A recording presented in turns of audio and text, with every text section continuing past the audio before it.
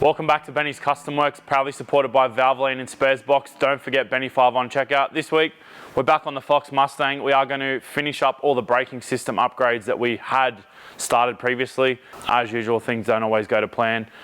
We have got complete new calipers because aerospace components were an absolute mission to deal with, and I couldn't buy the pistons easily, so we actually sourced the calipers from Jegs directly.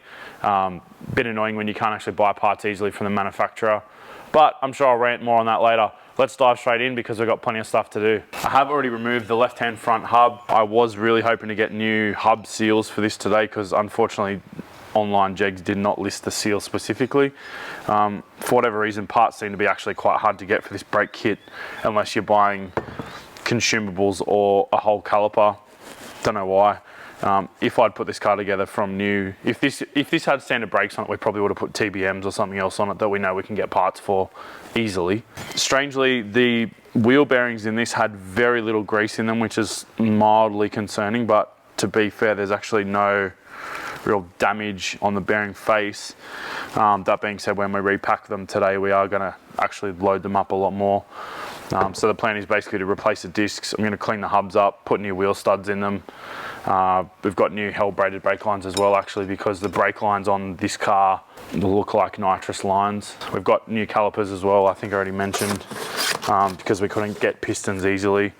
That being said, these are much nicer. They've obviously not had a million heat cycles, so it'd probably be nice to actually start with something new. So yeah, that should do us well. I'm hoping that they've already got the nipples set up as a pair, but you can move them. Both the ports are threaded the same, so you can actually swap the nipple top to bottom, which effectively goes left to right. So when you are installing brake calipers, always make sure the nipple's at the top. The fluid is either at the bottom or in the middle. It doesn't matter where the fluid coming in goes, but you always want the nipple to be at the top, because if it's not at the top, you're going to end up with an air pocket if it's there, or even worse if it's there. I've definitely seen calipers previously where people have put them on left to right incorrectly. The nipples at the bottom, there's absolutely no way you're ever going to bleed them up. Even sitting them horizontally, you really need to put them vertically to bleed them. The crest of the rear calipers sit only just off horizontal, so when we bleed them, we actually put them a little bit more vertically. It was just the way we had to mount them in order to clear the handbrake cable and some other bits and pieces, the rear shocks. So yeah, unfortunately sometimes packaging is not ideal, especially when you're trying to do a lot of stuff in a small space. But yeah, make sure that your nipples are at the top and you'll have a good time. Make sure your nipples are at the top. It was slightly deliberate. Don't be doing handstands. Nah. Why is all this shit Imperial? Convenient Imperial toolkit on wheels. You don't have the proper spanner because someone borrowed it. So. Well, I do have the right spanner, but I think it's going to round, and to be honest, the disc and the bolts are going in the bin anyway, so I'm literally just going to cut the disc to relieve the threads. The only thing I'm going to do is not cut all the way through because I don't want to be cutting the hub, and then I'll probably separate it with a chisel.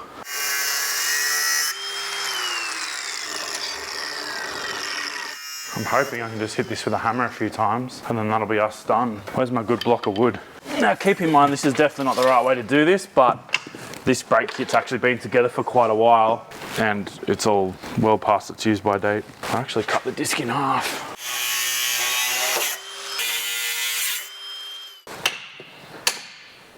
There we go.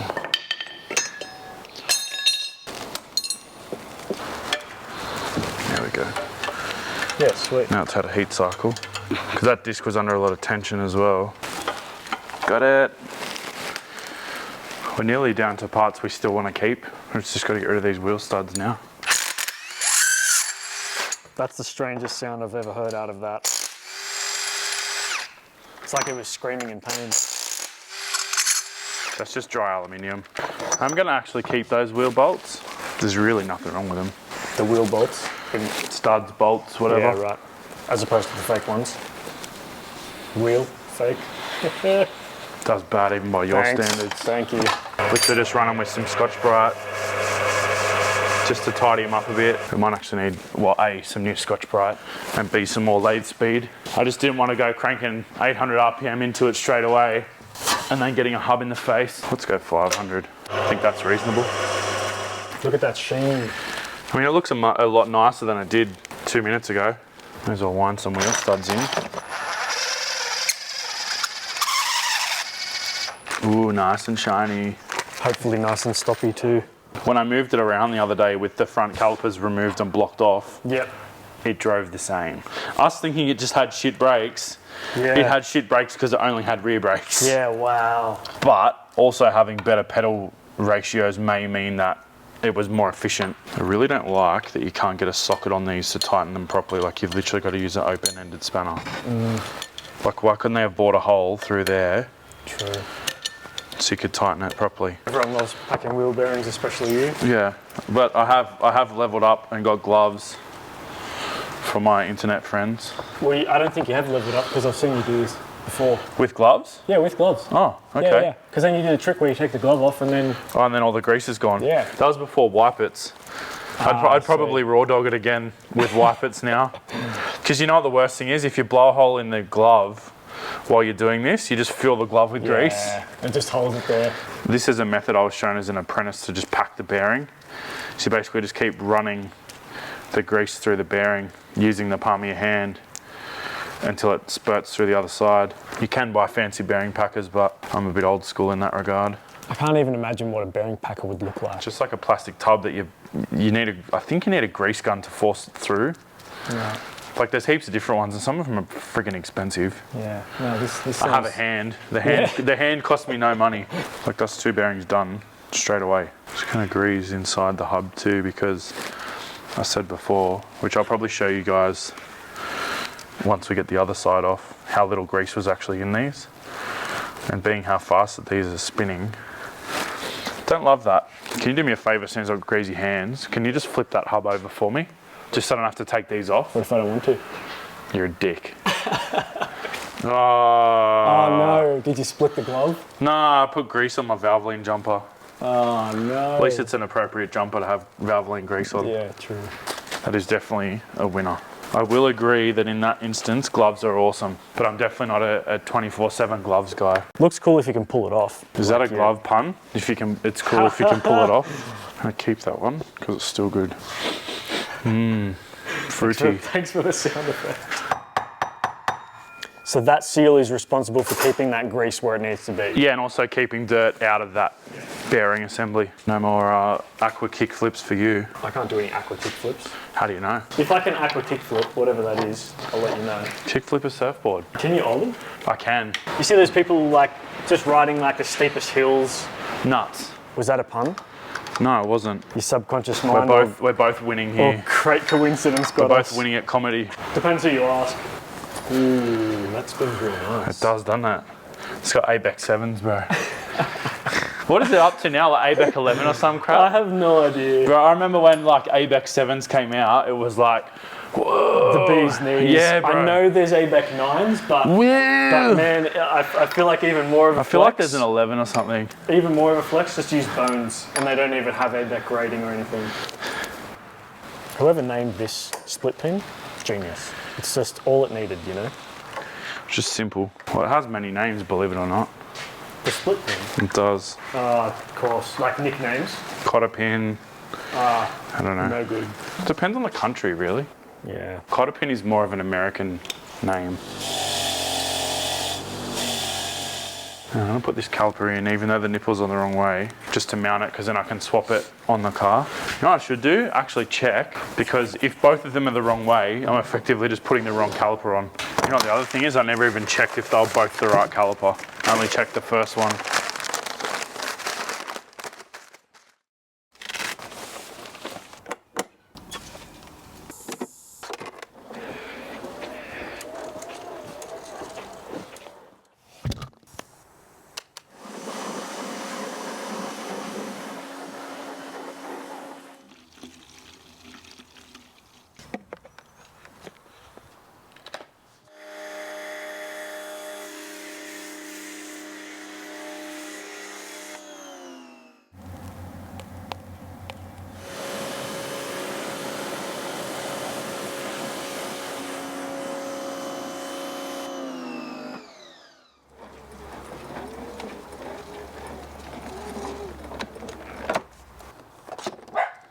Ah. Job done. Dog's approved. You've just seen me testing out the Giraffe Tools G30A pressure washer at home. Good news, we've got this one to give away. Jump over to the Benny's Custom Works Facebook page right now, as of this date below. And in the next week or so, we'll be giving one away. Check out the post for details of the competition. Also, if you do want to buy one of these instead of trying to win one, check the link below. We really appreciate Giraffe's Tools support. It helps us build content and yeah, bring some more stuff to you guys. Get on it. It's weird. Good weird or bad weird? Just weird. You can't just say weird. Weird. How's it just weird? You're about to be shown why. This one has been pre-assembled, which probably tells me someone's actually tried to fit this. Yes. Whereas this one comes like, that is what I would have expected to see. Understood. No nipple fitted. But then the even weirder thing, that bleed nipple is not the same as that bleed nipple, which doesn't bode well with me mentally. So I think what I'm going to do is just replace both of them. Oh, the hex is different, but the actual thread's the same. But see, I would have liked that one better. Yeah, because it's a bit more inconspicuous, right? Well, I don't care about the conspicuousness of it, but it's just the fact that it's a steel seat rather than a brass seat. This is a return or something. So now we've got the nipple on the correct way. Well, that's nice. Disc's centered pretty nicely. Just smashing some pads in, bro. And you only just want to nip this up. Yep. Like you basically just want to get to the point where it contacts. Because it's a nylock, you still just want to touch a movement because you're not trying to crush this. There's no point crushing the caliper together because you're going to warp the caliper, and you want a little bit of movement in that bolt for when if the caliper expands and separates this way. Yep. Because otherwise it's going to bow the caliper. So you really only want it just like, yeah, you're going to get pad rattle a little bit, but I mean, it's not a polished road car, it's a motorsport vehicle predominantly, so. Yeah, cool.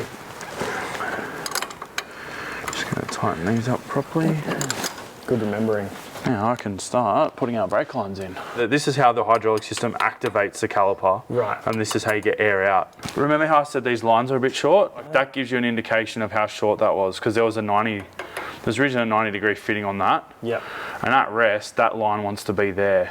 And I did get some line mounts on these. Now I don't know if we're actually going to use them. I may just cable tie them on somewhere for now. When you're doing brake lines, always leave them loose because the line's going to move around naturally and kind of go where it wants to go. Can't quite see what you did there. I just locked in the sliding bracket bit. I'm just going to put a P-clip there to mount this hard line. Yeah. And I'll also use the same bolt hole to mount that. Yeah, fair. So then I'll just literally drill and tap that top plate, unless I've got I might have a 6mm tap here actually. I'm just noticing how many holes this car has in it. Because this body shell was used for so many different engine options. Yes. They just had so many holes in them from the factory. Kind of matches those brake discs. Oh, I don't know how that's going to go. That's obviously where the P-clip's going. Sure is. This is definitely not the right way to do this. Once again, what is the textbook way to do this? Just use the right tools. I do like a good rubber P-clip. I've got to find some bolts now because that'll clamp through both the P-clamp and the brake line bracket. There we go, look at that. The line's nice and restrained. Look at that. It's out of the way. Look at that. The wheel's going to sit here, so we've got no issue. It's nowhere near the strut. That's why you tie stuff up, people. Like there's hundreds of different ways to mount a brake line, but just make sure it's secure. We've already got fluid at the top of the caliper. Lock that off for now. And we get to go and do it all over again. Half of it, a quarter of it, quick maths. 5/16 of it. There's some photos of some spanners on Facebook. I think it was actually on Sloppy Mechanics, and some guy posted some photos of a 8/16 spanner, because simplified fractions. How funny. Like they were all fractional to 1/16 of an inch. Yep. It was very Chinese. Like they obviously didn't understand the assignment. Good. I just like that we're going to actually have brakes that work on all four corners. That too.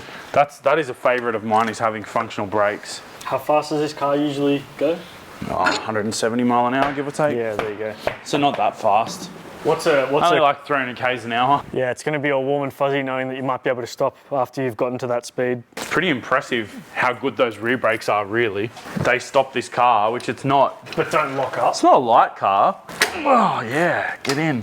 Even if you don't have brakes, though, at least you know the velocity of your tyre contacting the ground is 0, assuming you're not sliding. That's not going to make me feel any better when I hit the wall at 140 mile an hour. Just saying. Did you do karate as a kid? Sure didn't. Oh, there you go. You watch a lot of Karate Kid, or? No. Oh, okay. Why? Because my noises. Yeah, where'd you get your Hoya from? I don't know. It's good though. Uncle Roger. I don't even know what to do with these because they're just no good. Yeah.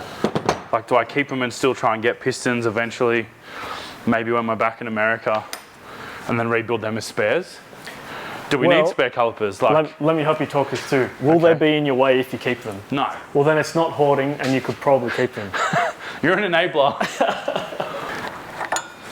Hey, there we go. Thread needs to be a little bit longer on them, hey? Just marginally. And I don't even need to put the P-clip on this side because this side has a P-clip. Oh, that's So all I gotta do is drill and tap that for the brake line. Oh, you're not just gonna use the same hole that you got there? No, because it's still a flat. So if I made it, it won't, it'll kink the line. Yep, gotcha. Did I get you? Nah, I squinted as soon as I realised what was going on. Yeah, same. I wasn't even watching it. See ya. Now you'll be able to see how much grease is in these hubs. A little bit concerning. Or I'll be made a liar of.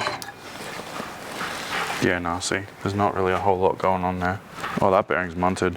Yeah, that bearing's actually... So the other side was fine, even though there was the same amount of grease. Yeah, that bearing's actually done. I'm gonna have to get bearings now. How can you tell so quickly? Because there's metal there. Oh, okay, so that you can see metal shards? Yeah. Yeah, I can see. Yeah, no, there's metal in there. That bearing's stuffed. I'll just put this hub back together. Yeah, so what the hell do you do now? Just gonna have to order bearings too, which is annoying. Which means what, we're done? No, we'll still put it. We'll just do the whole thing. We'll do the brakes and everything, and I'll just do the bearings off camera. Yeah, right. Yeah. When you think about ordering parts, do you do the job in your mind, and then order those parts? Yeah, a lot of the time. But I wasn't expecting to have to put bearings in the car.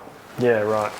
Because if I do the job in my mind first to try and order parts, I'd pull something apart and it's just made of springs and nuts. Yeah. I'm not going to get any of these parts from America. Surely I'll be able to find these bearings in Australia, and I'll get actual proper Timkins, not this annoying. At least it's undoing now. Because I've got the other spanner now, I can actually lean on it.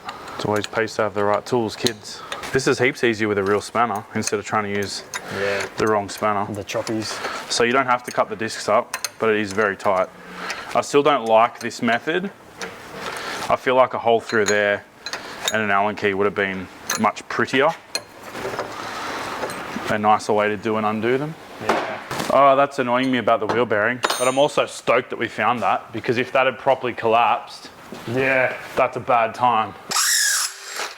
Gian's favourite noise. Oh yeah. I wonder if your name shapes your personality at all, influences it. I don't know. I'm going to Japan in a couple of weeks. Oh, that's rad. Just a 4-day deal. I already asked, but I can't remember if it was on camera. What are you doing there again? Can't say yet. Cool. Nice cliffhanger. Slight update with the bearing situation. I actually rang a mate of mine, and it turns out those wheel bearings are actually generic Ford wheel bearings, and he's got a set on the shelf. So I'm literally going to whip around there soon and pick them up. So randomly, well, not randomly, obviously Ford Australia and Ford US talk, and these wheel bearings are the same as a bajillion Australian delivered, Australian assembled Fords. So like XF, EA, EB, ED, all the way to EL, same wheel bearings. So that's a win.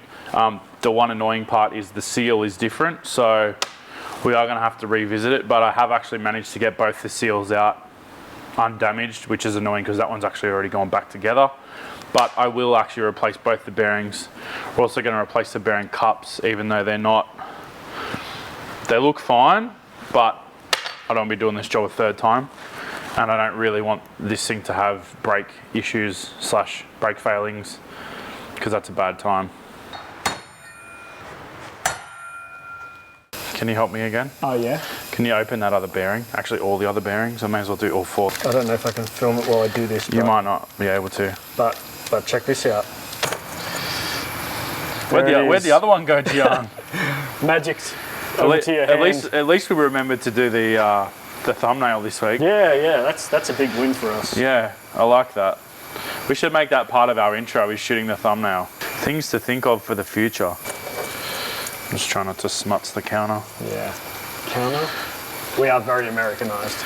Bench top. Or is it just the theme of the day here? Yeah, I don't know.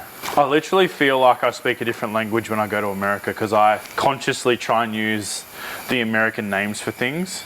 Counter. Except aluminium. I'm going to die on that hill. It's not aluminum. I want to see their periodic table of elements and see if it says aluminum or aluminium. Okay, so hold on. So mall, you can't just say, let's go to the shop, as in like bolt shop.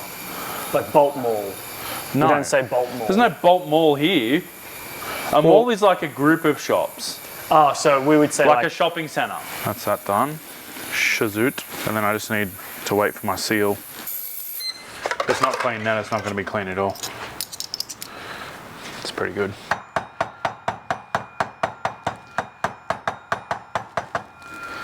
I just like the noise. It didn't need to be done anywhere near that much. Bearing.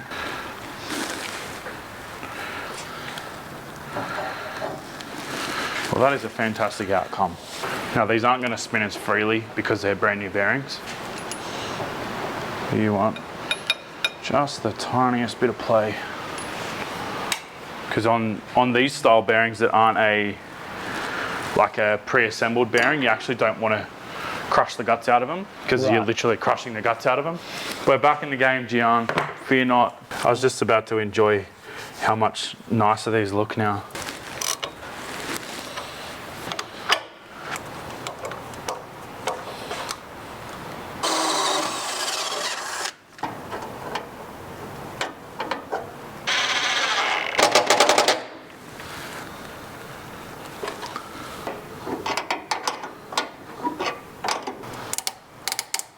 That's a nice sound. It's not going anywhere.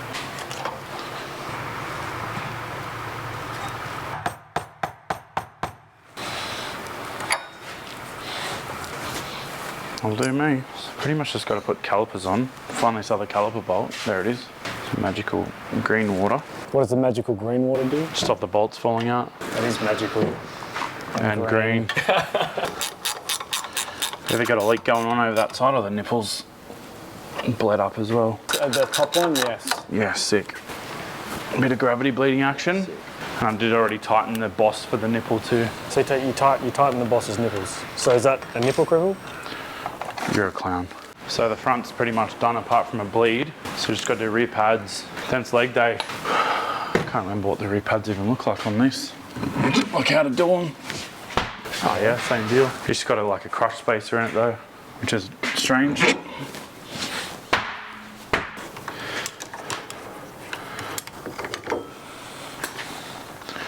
Not munted, but they've had a hard life. Those pads have been very warm. I'm actually surprised how much rear brake pad there is left considering what's been going on. Yeah. So these ones you do tight because you've got a crushed spacer in there. So there's just the pads actually float on that pin. Cool. Bit confusing. It's probably just a slightly better version of the front design really, like they're all pretty much the same deal.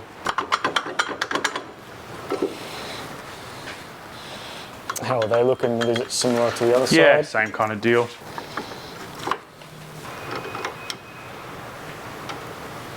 Just cleaning off residual brake fluid, I'm assuming?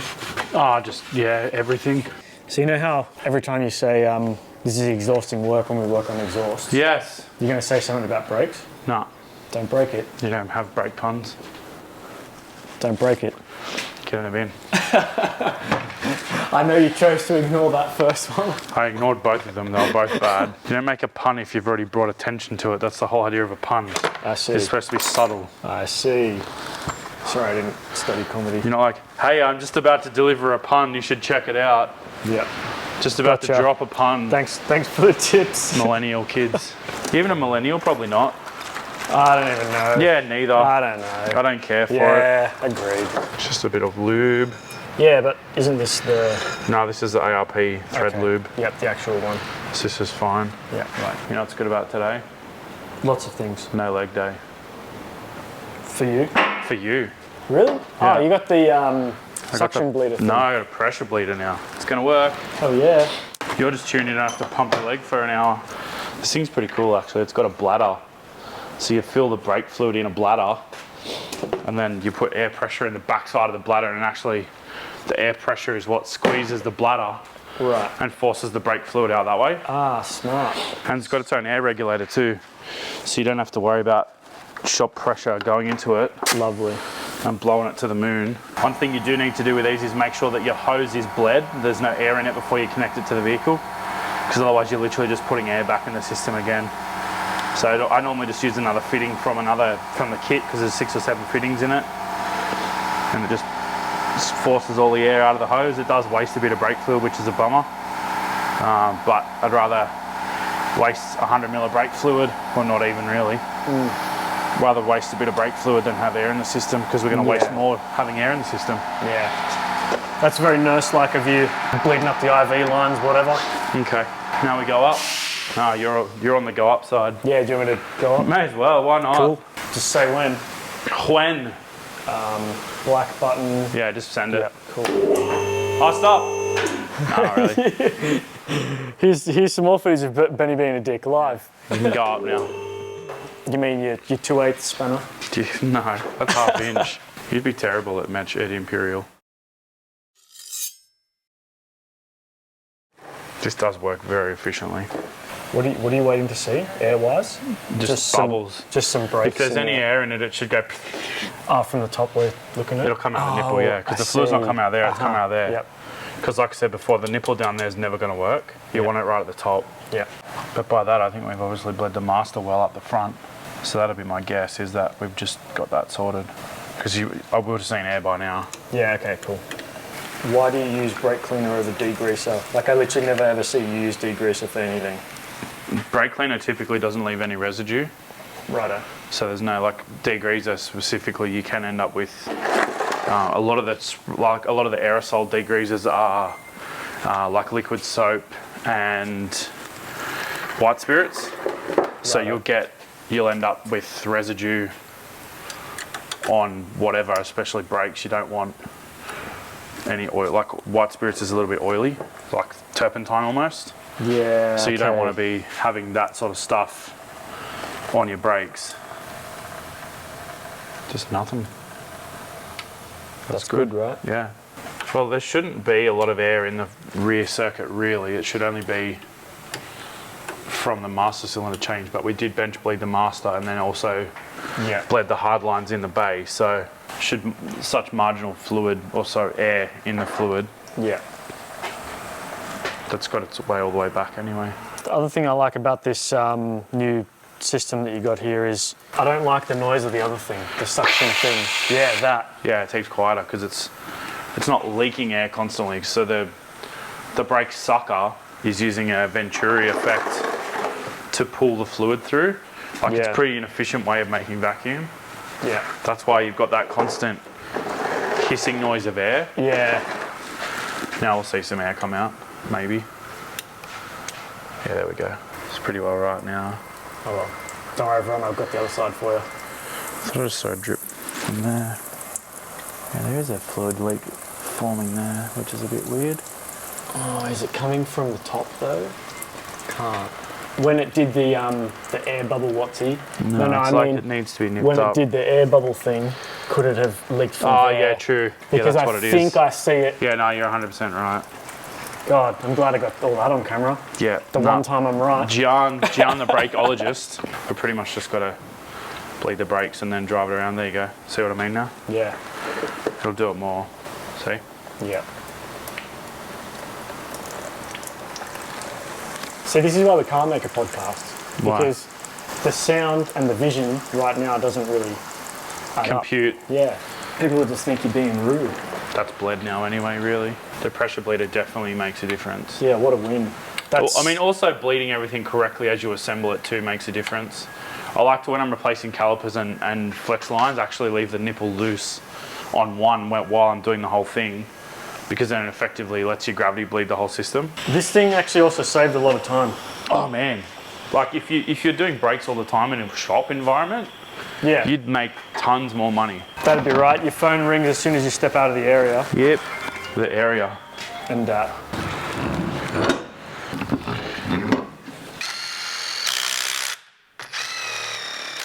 Another episode knocked out on the Mustang. The braking system is 1,000,000 times better than it's ever been before. Not on the street. Not on the street.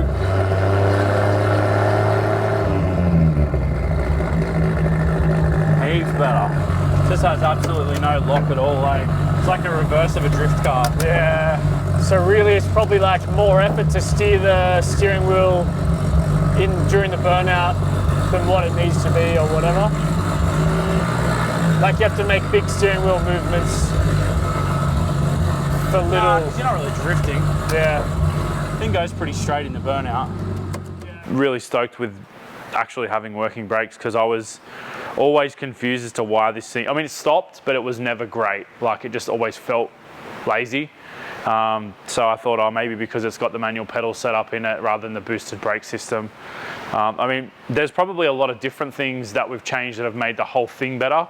Having the old style manual brakes in it, still use the original pedal, so all the mechanical linkage or leverage points were all the same as what it should have been for a boosted car. So yeah, having those the pedal ratio change effectively is definitely going to make it is definitely going to make it better. So yeah, excited to see what it does at the track. Well, I mean, it's not going to make it faster, but yeah, actually being able to stop it properly. In the US probably means we don't have to use the parachute with this car as well, which is much handier not having to pack it away all the time. We'll always leave it on the car, obviously. If you need it there for an emergency or whatnot, you always want to be able to just go straight for it, or on this car, go like that.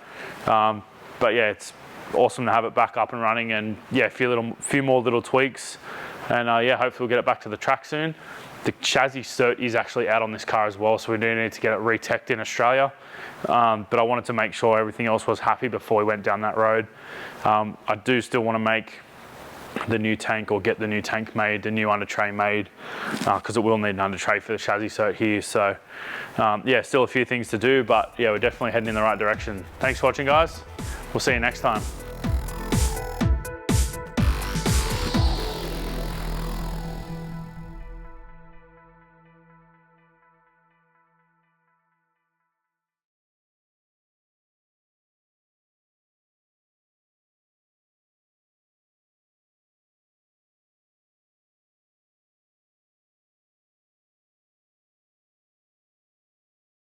See ya. I do have a question for you. Yes, what is your question? Have you ever, now I'm being put off by your stare, have you ever done a pass in this? Yeah, you filmed it. I did? Yeah.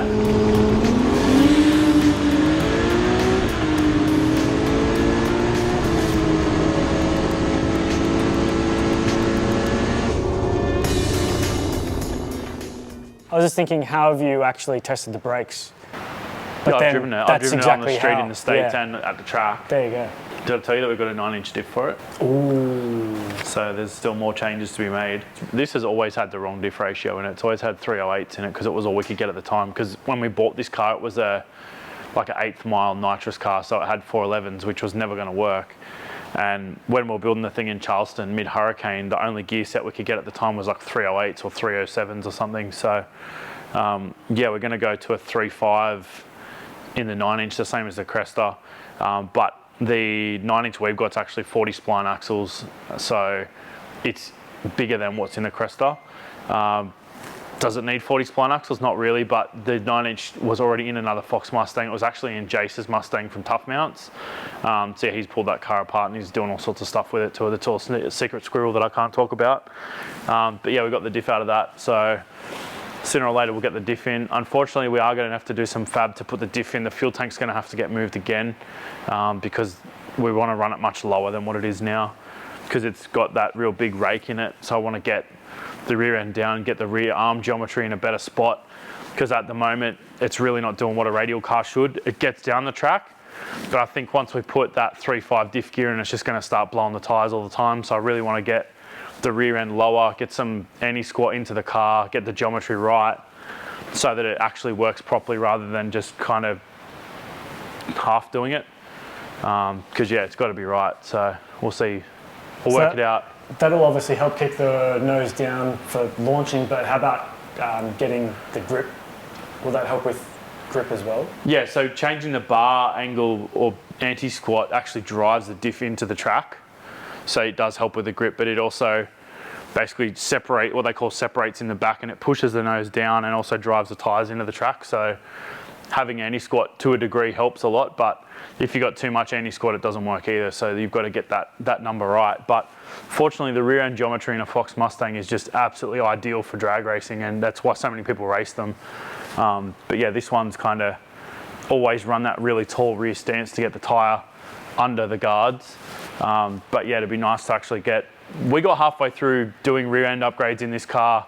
Unfortunately, we used some dude in Victoria, or tried to use a dude in Victoria previously who was going to build a diff for us that another shop recommended, and the 3-week turnaround turned into 9 weeks, and we got our old diff back and put it back in the car. So all the sheet metal's actually already done. The rear end's tubbed to the rail, so we can actually put a higher offset wheel under the guard, no worries. So we'll be able to get a 275 under the back easily, if not a 325. So yeah, there's plenty of room for the tire, but we actually need different offset wheels now to get the tire further under the guards. But there's absolutely no point changing wheels until we get the 9-inch under the car, because from memory, the 9-inch is actually narrowed as well. So we've got to kind of get all the ducks in a row and make sure it all works. So, and we've got to play around with rear brakes again. I'm going to reuse the Strange calipers and the discs, because that's predominantly the same as what the Strange 9-inch kit is anyway. But I've got to find out if we can buy just the backing bracket alone, or if we'll have to make something or get something made ourselves. So, the other thing is too, we've got to make coilover mounts, because on Jace's car, they were mounted further inboard than where these are currently. So a little bit more mucking around. And Jace's one's actually quite long. I think they went through the boot floor into the boot. So yeah, we'll have to investigate that a little bit and just work out the best course of action. But yeah, I want to get that all in and sorted as soon as possible. More chats. See ya.